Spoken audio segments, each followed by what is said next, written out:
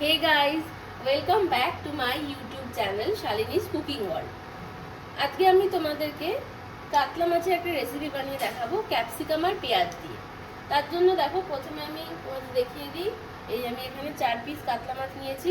মাছগুলোকে আমি ভালো করে এই 4 পিস কাতলা মাছ নিয়েছি। মাছগুলো আমি ভালোভাবে ধুয়ে পরিষ্কার করে নিয়েছি। তো প্রথমে আগে মাছগুলোর গায়ে আমি নুন আর হলুদ মাখিয়ে নেব, তারপরে এই মাছটা ফার্স্টে ভেজে নেব। তাহলে চলো নুন হলুদটা মাখিয়ে মাছটা আগে ভেজে নিই। গাইস দেখতে পাচ্ছ মাছ ভাজাটা আমার অলরেডি কমপ্লিট হয়ে গেছে। আমি এখানে 4 পিস মাছ তো নিয়েছিলাম, তোমাদের দেখিয়েছিলাম। তো এই 4 পিস মাছ আমার ভাজা হয়ে গেছে। আমি এবার এই মাছগুলো তুলে নেব, তারপরে বাকি প্রসেসটা কীভাবে হচ্ছে সেটা তোমাদের দেখাচ্ছি। গাইস দেখো মাছগুলো এই যে ভাজা হয়ে গেছে। আমি মাছগুলো সবকটা ভেজে তুলে নিয়েছি। এবার আমি রান্নাটা চলো স্টার্ট করে দিই। মাছটা ভেজে নেওয়ার পরে এখানে অনেকটা তেল রয়ে গেছে। তো এই তেলটার মধ্যে আমি প্রথমে দিয়ে দিচ্ছি ফোড়ন, আর ফোড়নে আমি প্রথমে দিয়ে দিচ্ছি গোটা জিরে। তো আমার 4 পিস মাছ, তো সেইটা আন্দাজ অনুযায়ী বুঝে আমি এখানে এই যে এতটা গোটা জিরে প্রথমে গরম তেলের মধ্যে দিয়ে দিলাম। প্রথমে জিরেটা আগে হালকা করে একটুখানি ভাজা ভাজা হয়ে যাবে, মানে জিরের একটা গন্ধ আগে তেলের মধ্যে বেরিয়ে এলে তারপর আমি এর মধ্যে দিয়ে দেবো পেঁয়াজ। পেঁয়াজটা আমি ডুমো ডুমো করে কেটে রেখেছি। তো সেই পেঁয়াজটা আমি এর মধ্যে ছেড়ে দেবো। জিরেটা কিন্তু মোটামুটি হালকা একটুখানি গরম মানে ভাজা ভাজা হয়ে গেছে তেলের মধ্যে। তো আমি এবার এর মধ্যে দিয়ে দিচ্ছি কুচনো পেঁয়াজ। কুচনো না, একটু বড় বড় সাইজ করে কেটেছি, এই যে এরকম সাইজের পেঁয়াজটা দিয়ে দিলাম। এগুলোকে ডুমো ডুমো করা বলে, সেগুলো দিয়ে দিচ্ছি।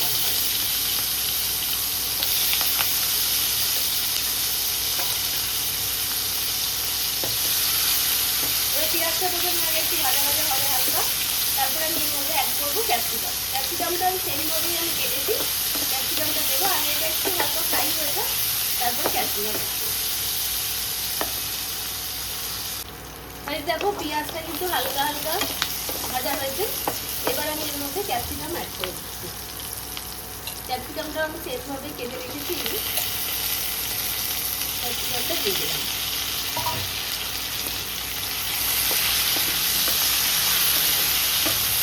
ক্যাপসিকামটা এর সঙ্গে ভাজা ভাজা করছি।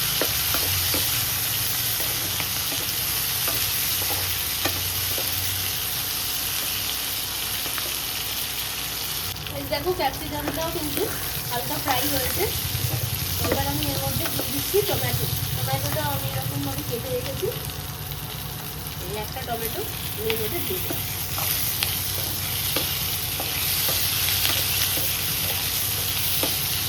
এবার এগুলো যাতে তাড়াতাড়ি ভাজা হয় সেই জন্য আমি এই সময় একটুখানি নুন অ্যাড করি। নুনটা অ্যাড করে দিচ্ছি এর মধ্যে। এতে কি হবে বলুন তো, টমেটোটাও তাড়াতাড়ি নরম হবে, আর বাকি যা কিছু সবজি টবজি দিয়েছি মানে ক্যাপসিকাম পেঁয়াজ এগুলোও কিন্তু তাড়াতাড়ি ভাজাটা হয়ে যাবে। তো সেই জন্যই আমি এই সময় নুনটা দিই। এবার এটা ভাজা হোক। দেখুন এই যে ক্যাপসিকাম পেঁয়াজ আর টমেটো সব মোটামুটি ভাজা হয়ে গেছে। টমেটোটাও কিন্তু বেশ নরম হয়ে গেছে। তো এবার আমি এক এক করে মশলা এর মধ্যে দেবো, তবে তার আগে একটু আদা বাটা এর মধ্যে আমি অ্যাড করে দিচ্ছি। অল্প করে একটু আদা বাটা দিচ্ছি, এই এতটা দিয়ে দিলাম। এই আদাটা একটু ভাজা ভাজা হোক। যদি কেউ চাও এখানে তোমরা রসুন বাটাও অ্যাড করতে পারো, তবে আমার মাছের মধ্যে রসুনটার গন্ধটা খুব একটা ভালো লাগে না, সেই জন্য আমি রসুন অ্যাড করলাম না, শুধু আদাটাই দিয়েছি। এবার এই আদাটা একটু কষে যাক, মানে আদার যে একটা কাঁচা গন্ধ থাকে সেই কাঁচা গন্ধটা চলে গেলে তারপর আমি এর মধ্যে গুঁড়ো মশলা অ্যাড করব। আদাটা কিন্তু ভাজা হয়ে গেছে, আর আদার যে কাঁচা গন্ধ থাকে সেটাও চলে গেছে। এবার আমি এর মধ্যে মশলাগুলো অ্যাড করে দিচ্ছি। প্রথমে আমি দিয়ে দিচ্ছি এর মধ্যে ধনে গুঁড়ো,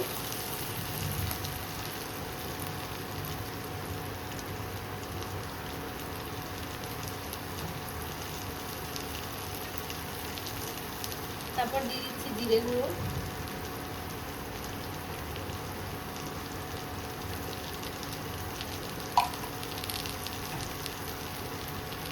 হলুদ গুঁড়ো দিয়ে দিচ্ছি,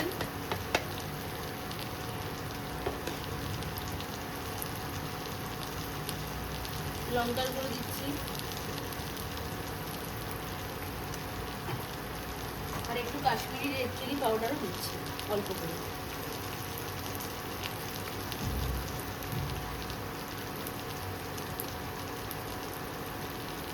এটা দিলাম আমি কাশ্মীরি রেড চিলি পাউডার। এবার এর মধ্যে একটু সামান্য জল দিচ্ছি। এই মশলাগুলো যাতে পুড়ে না যায় সেই জন্য আমি সামান্য একটুখানি জল অ্যাড করলাম, দিয়ে মশলাগুলো এবার ভালো করে কষিয়ে নিই। আর একটু জল দিতে হবে।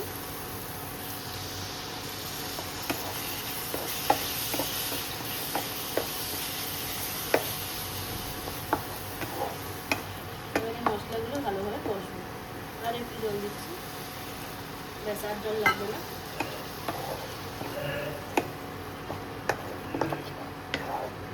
এবারে মশলাগুলো ভালোভাবে কষানোর জন্য, মানে মশলাগুলো কষে গিয়ে যাতে তেল ছেড়ে দেয় সেই জন্য আমি এটাকে দিয়ে দিলাম চাপা।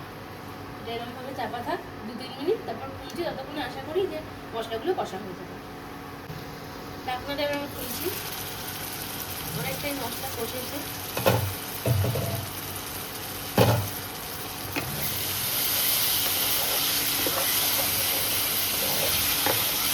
মশলা কষে গেছে।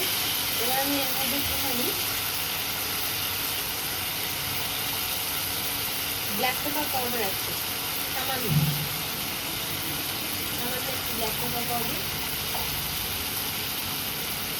আর আমি দিয়ে দেবো এর মধ্যে ব্যালেন্সটা, যাতে এখানে স্বাদের ব্যালেন্সটা যাতে হয় সেই জন্য এখানে চিনি অ্যাড করে দেবো।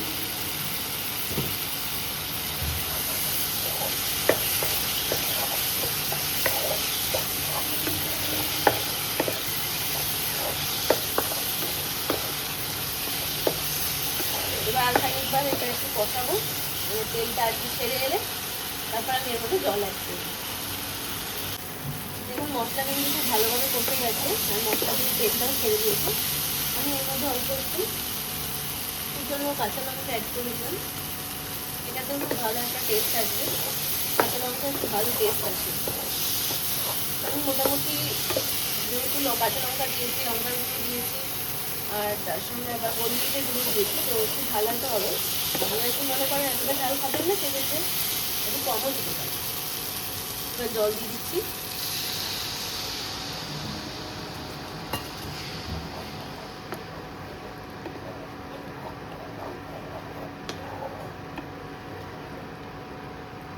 এই সময় আমি এর মধ্যে কুচনো ধনেপাতা অ্যাড করে দিচ্ছি।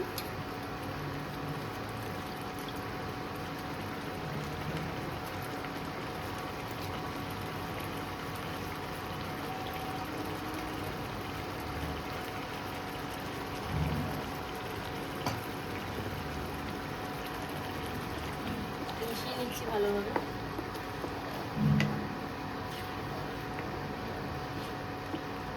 এবার এটাকে একটু চাপা দিয়ে রাখছি জাস্ট 2-3 মিনিটের জন্য। তারপর খুলে আমি মাছগুলোর মধ্যে একটু জল দেবো আর মাছগুলো অ্যাড করবো। এটা জাস্ট একটু যাতে যে সবজিগুলো আছে তার মধ্যে যদি কাঁচা ভাবটা থাকে সেটা যাতে চলে যায়, তারপর সেই সবজিগুলোকে পাকানোর জন্য আমি জলের ব্যবহারটা করলাম।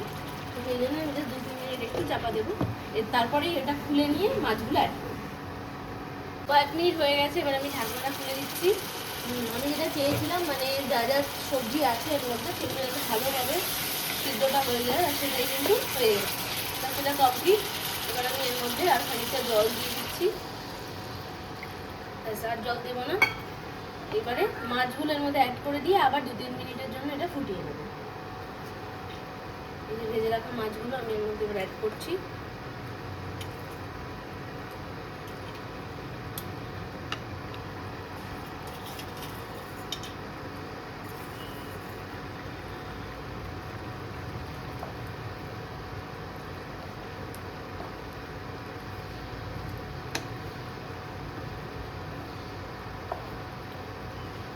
নাড়াচাড়া করে দিলাম। এবার মাছ সমেত এটা একটু ফুটুক, 2-3 মিনিট ফুটলা হয়ে গেলেই তারপরে আমি এটা নামিয়ে নেবো। তবে এর মধ্যে একটু নুন দিতে হবে, নুনের পরিমাণটা যেহেতু আমি অল্প দিয়েছিলাম ফার্স্টে, সেই জন্য একটু নুন আমি এর মধ্যে অ্যাড করে দেবো। এখন নুনটা দিয়ে দিচ্ছি, ব্যাস এই নুনটাই যথেষ্ট। এবার ভালো করে সব মিশিয়ে দিচ্ছি।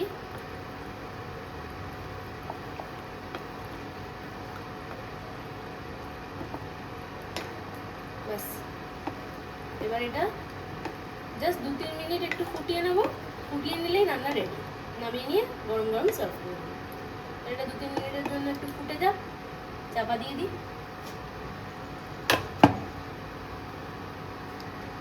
হয়ে গেছে মোটামুটি 4-5 মিনিট। তো এবার আমি ঢাকনাটা খুলে দিচ্ছি। রান্না রেডি, সুন্দর গন্ধ বেরোচ্ছে আর দেখতেই পাচ্ছ একদম সুন্দরভাবে পুরো রান্নাটা হয়ে গেছে। তো এটাকে আমি এবার নামিয়ে সার্ভ করে তোমাদেরকে দেখাচ্ছি। রেডি হয়ে গেল আজকে কাতলা মাছ ক্যাপসিকাম দিয়ে। গন্ধ দারুণ বেরোচ্ছে, আর যারা খাবে তাদেরকে এটা আমি দেবো, দেখি তারাও খেয়ে কি বলে। আমার মনে হচ্ছে ভালোই হয়েছে। তোমরাও এটা বাড়িতে বানাও আর আমাকে কমেন্ট করে জানিও যে তোমাদের রেসিপিটা কেমন লাগলো। চলো আজকের মতো বাই, আবার দেখা হবে নতুন কোনো রেসিপি নিয়ে তোমাদের সঙ্গে। আর আমার এই রেসিপি যদি তোমাদের ভালো লেগে থাকে তবে তোমরা লাইক করে দিও, কমেন্ট তো অবশ্যই করবে, আর তার সঙ্গে শেয়ার করো, আর আমার চ্যানেলটাকে সাবস্ক্রাইবও করো। চলো এবার গেলাম আমি, টাটা।